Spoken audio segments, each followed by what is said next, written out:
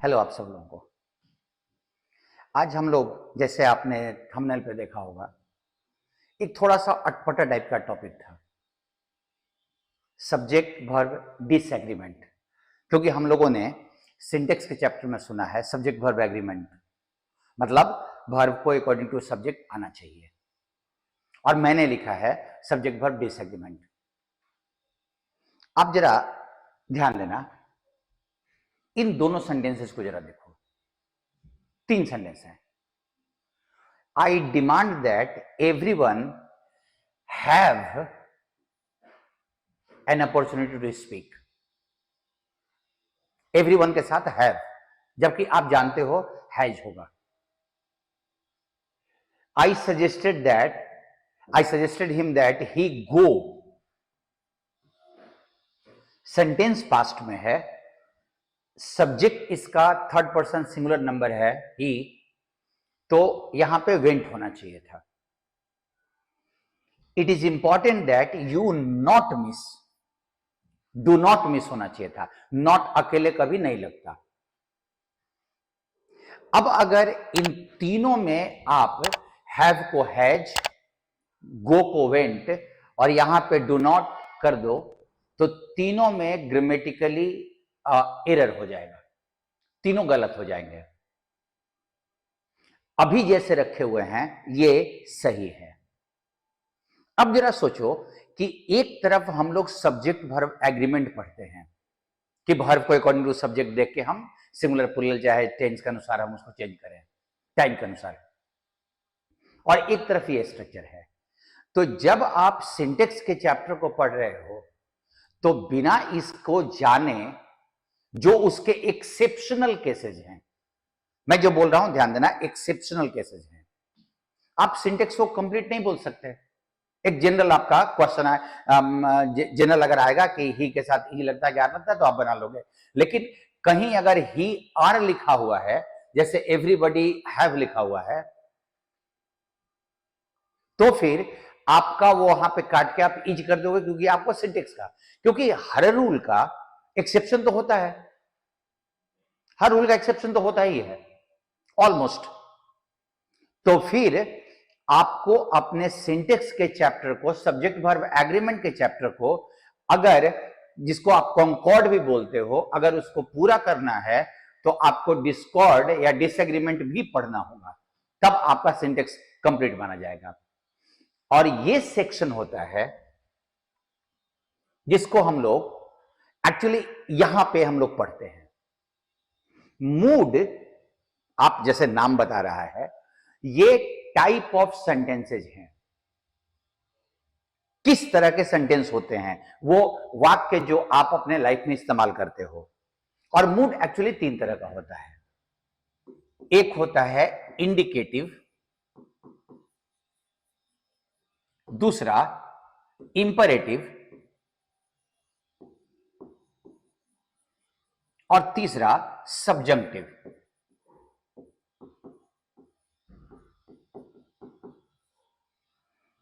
Indicative उन सारे वाक्यों को कहा जाता है, वैसे सारे वाक्य आप अपने लाइफ में यही 3 तरह के सेंटेंसेस बोलते हैं। अब इंडिकेटिव वो सारे सेंटेंस है जिसमें आप कोई स्टेटमेंट, ओपिनियन, आर्गुमेंट, कोई एक प्लेन स्टेटमेंट दिया जाता है, चाहे वो अफर्मेटिव हो या निगेटिव हो। इसी में आपका इंटरोगेटिव आदि सब आ गया, प्रश्न भी।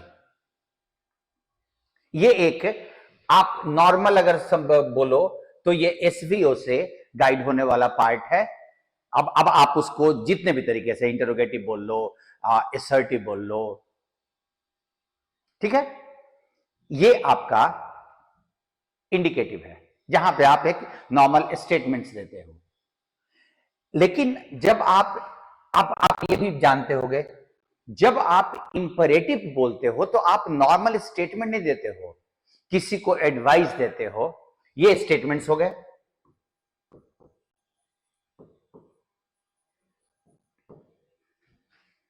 एडवाइस देते हो आप, सजेशन देते हो,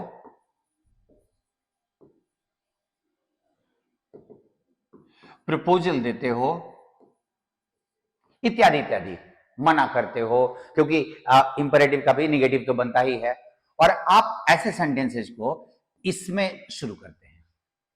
तो यहां तो एग्रीमेंट का सवाल ही नहीं है, क्योंकि सामने वाले को आप एडवाइस सजेशन दे रहे हो तो आपका वो सीधा भिबंध शुरू होता है, लेकिन यहां पर एग्रीमेंट तो होता है। अब आप एक सब्जेक्टिव देखो, तीसरे ग्रुप के क्वेश्चन, तीसरे ग्रुप का जो सेक्शन होता है, जहां पे ना आप किसी को एडवाइस सजेशन कुछ नहीं दे रहे हो,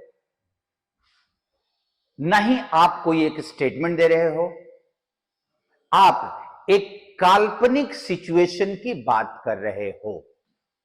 कोई चीज कैसा होना चाहिए, आप एडवाइस नहीं दे रहे हो किसी को, बस अपना आप ओपिनियन का मतलब होता है कि आप सजेशन भी किसी आदमी को नहीं।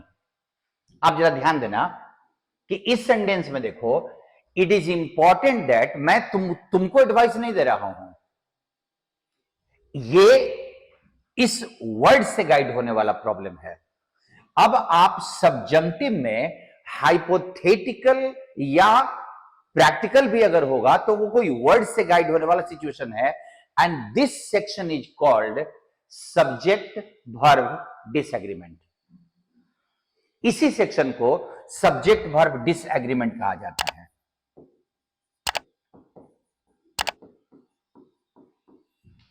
क्योंकि आप जरा ध्यान दीजिएगा,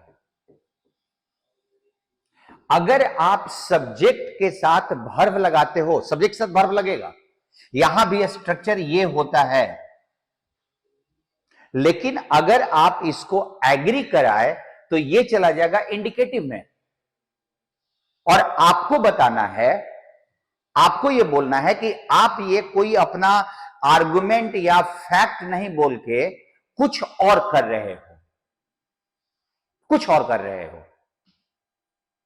आपने कभी सुना होगा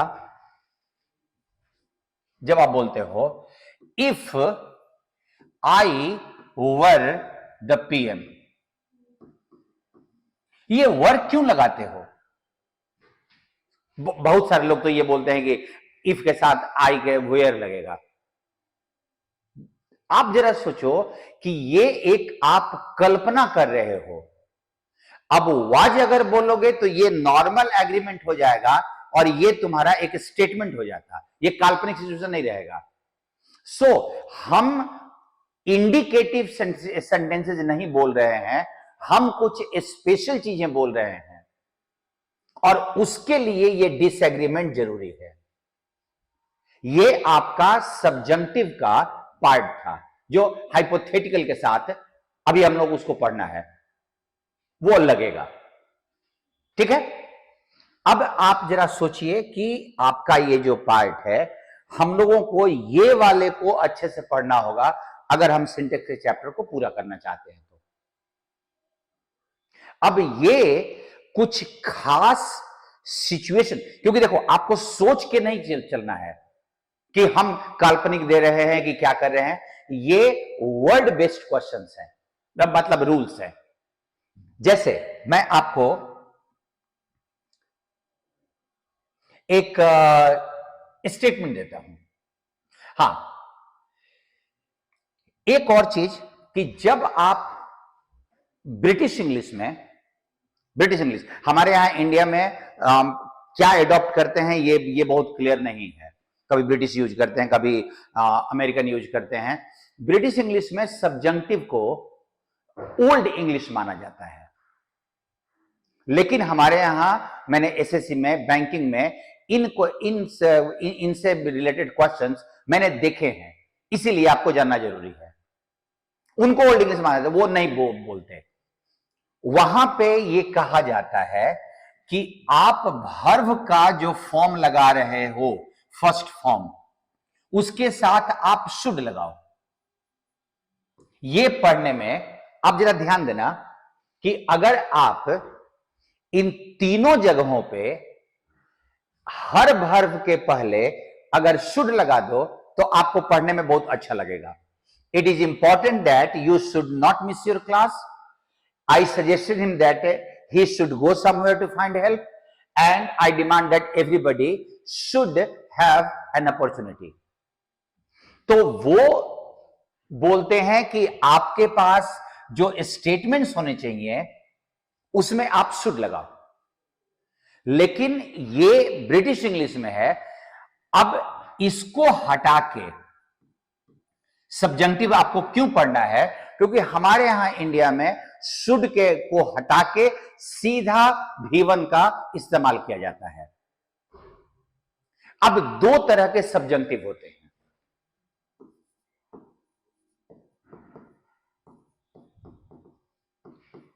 दो तरह के, एक कुछ वर्ड से बेस्ड होते हैं, वर्ड बेस्ड होते हैं,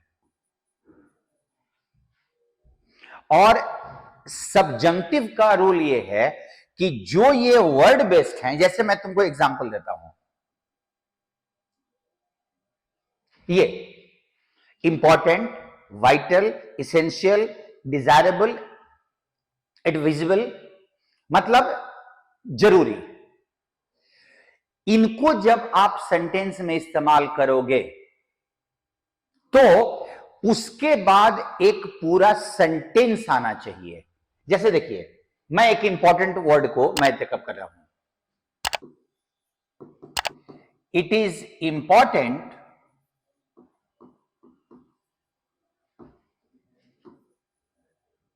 for him to take rest. ये मैंने एक नॉर्मल स्टेटमेंट दिया। जिन शब्दों को मैंने लिखा है उनके बाद आप इन्फिनेटिव का इस्तेमाल पॉपुलरली करते हो, लेकिन सब्जंक्टिव का रूल तब इन्वॉल्व होगा जब उन शब्दों के साथ इट इज इंपॉर्टेंट दैट, उन शब्दों के बाद एक कंप्लीट सेंटेंस दे दे, पूरा एक सेंटेंस। अब सेंटेंस का मतलब सब्जेक्ट प्लस वर्ब, तो फिर ही के बाद आपका भी1 इस्तेमाल होगा। सब्जेक्ट कुछ भी हो, आपको भी1 ही इस्तेमाल करना पड़ेगा। देखो, should take is okay, but आपको अगर ऐसे करके कॉमन एरर में दे तो यह भी सही है ना। उसको शुड टेक से हमको पढ़ने, अगर हम बोले कि यहां शुड टेक होगा तो टेक भी सही है। इसीलिए यह रूल जानना जरूरी है कि अगर नो एरर दिया तो फिर आप उसमें एरर चुन लोगे। आपको लिखना है, आप शुड टेक लिखो, ठीक है। सो रूल ये है कि जब इन शब्दों को आप इस्तेमाल करेंगे या इन शब्दों को इस्तेमाल करेंगे, इन पे मैं आता हूं, इसके बाद कंजंक्शन लगाना है, लगाइए। उसके बाद सब्जेक्ट प्लस वर्ब आएगा। सब्जेक्ट कुछ भी हो, सब्जेक्ट कुछ भी हो, टाइम कुछ भी हो, इट वॉज इंपॉर्टेंट, अगर वॉज भी लगा हुआ है तब भी आगे में ये वर्ब हमेशा भी1 फॉर्म में होगा। ये वर्ब हमेशा भी1 फॉर्म में होगा। पहली चीज, वर्ब का भी1 फॉर्म में होना, ये तब जब वर्ब आपका एक्टिव फॉर्म में हो। अगर पैसिव होगा फॉर्म तो ब्रिटिश इंग्लिश के अनुसार इसको होना चाहिए शुड बी भी3, और हमारे यहां जो यूज होता है वो शुड हटा के सीधा भी3, भी3। अब ये पढ़ने में बहुत खराब लगेगा हम लोगों को। जैसे अगर मैं लिखूं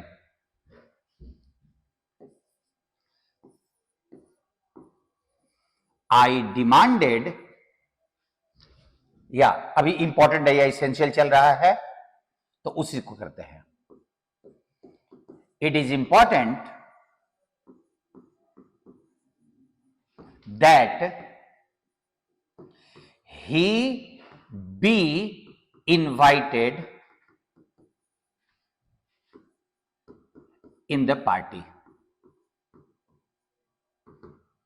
इंपॉर्टेंट है कि उसको भी पार्टी में इनवाइट किया जाए। आप यहां शुड लगाओगे आपको बहुत अच्छा लगेगा। आपको कभी दिक्कत हो रही है अगर पढ़ने में तो आप शुड लगा लो ना। इसीलिए ब्रिटिश इंग्लिश के ब्रिटिश ग्रामरियंस बोलते हैं कि यहां पे शुड भी लगाया जाए, बी इनवाइटेड पुराना, लेकिन हमारे यहां क्वेश्चन पूछा जाता है। सो इनके साथ ये ध्यान रखिएगा कि ये चाहे वर्ब के फॉर्म में इस्तेमाल हो, क्योंकि ये वर्ब भी होता है नाउन भी होता है। सजेस्ट का नाउन बनता है सजेशन, इंसिस्टेंस नाउन इसका, रिकमेंडेशन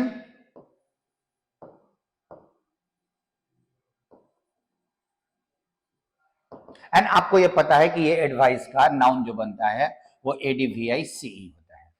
सो नाउन लगे या वर्ब लगे, नाउन लगे या वर्ब लगे, उसके बाद जो सेंटेंस आएगा वो सेंटेंस का वर्ब एक्टिव में अगर होगा तो V1 फॉर्म में या शुड V1 फॉर्म में, और पैसिव में जब होगा तो या तो B3 या शुड B3। एक आया हुआ बैंकिंग का question,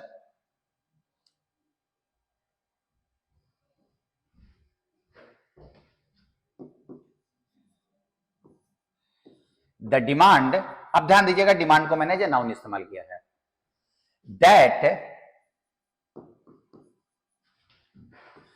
the dismissed employees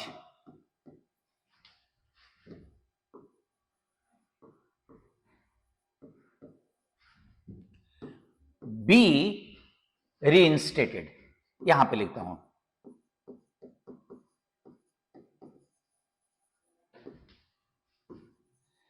has been accepted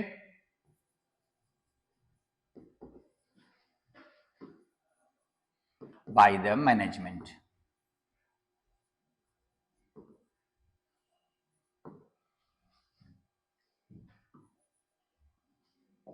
अब आप पढ़ के देखिए, सेंटेंस है the demand has been accepted by the management, और डिमांड क्या था कि जो डिसमिस्ड एम्प्लॉय हैं, जिनको नौकरी से हटा दिया गया है, उनको दोबारा बहाल किया जाए। आप यहां शुड भी लगा सकते हो। सो ये नाउन लगे या वर्ब लगे, आपका सब्जेक्ट के साथ टाइमिंग कुछ भी हो, पीछे का इधर का टाइमिंग कुछ भी हो, V1 एक्टिव में या शुड V1, और B3 पैसिव में या शुड B3। सो ये सब्जंक्टिव मूड के जो क्वेश्चंस हैं, ये आप ध्यान रखिएगा कि ये शब्दों से गाइड होने वाले पार्ट हैं, और इनको आप अगर नॉर्मल देखो तो आपके पास पूरा का पूरा सेंटेंस में सब्जेक्ट वर्ब डिसएग्रीमेंट टाइप का तो लग ही रहा है ना, कुछ ना कुछ तो वर्ब में गड़बड़ लग ही रहा है। इसीलिए इनको ठीक से समझना जरूरी था या है। आपका ये जो पार्ट है, अब सब्जंक्टिव का दो पार्ट होता है, एक शब्दों से गाइड होने वाला पार्ट, जब आपके पास सब essential, important, demand, suggest, recommend, इस तरह का शब्दों से गाइड होने वाला पार्ट, और एक जब आप हाइपोथेटिकल सिचुएशंस लेते हो, काल्पनिक, जिसमें इफ वाला, जिसको हम लोग कंडीशनल सेंटेंस बोलते हैं। एक्चुअली कंडीशनल सेंटेंस कंडीशनल नहीं है, वो सब्जंक्टिव मूड का एक क्वेश्चन है। और मैं इसके बाद वाले वीडियो में क्योंकि दो रखता हूं ना, एक आप अभी इन शब्दों को गाइड कर लो, और एक जब आप हाइपोथेटिकल सिचुएशंस टेकअप करते हो तब आप जो गाइड करते हो। सो अगले वाले वीडियो में मैं जितने हाइपोथेटिकल है उसमें तुम्हारा कंडीशनल सेंटेंस भी आ जाएगा, उसको मैं डील करूंगा। I hope you must have enjoyed this section, और अगला वाला भी वही सब्जेक्ट वर्ब डिसएग्रीमेंट का ही पार्ट रहेगा। ठीक है, अगले वीडियो में मिलते हैं हम लोग।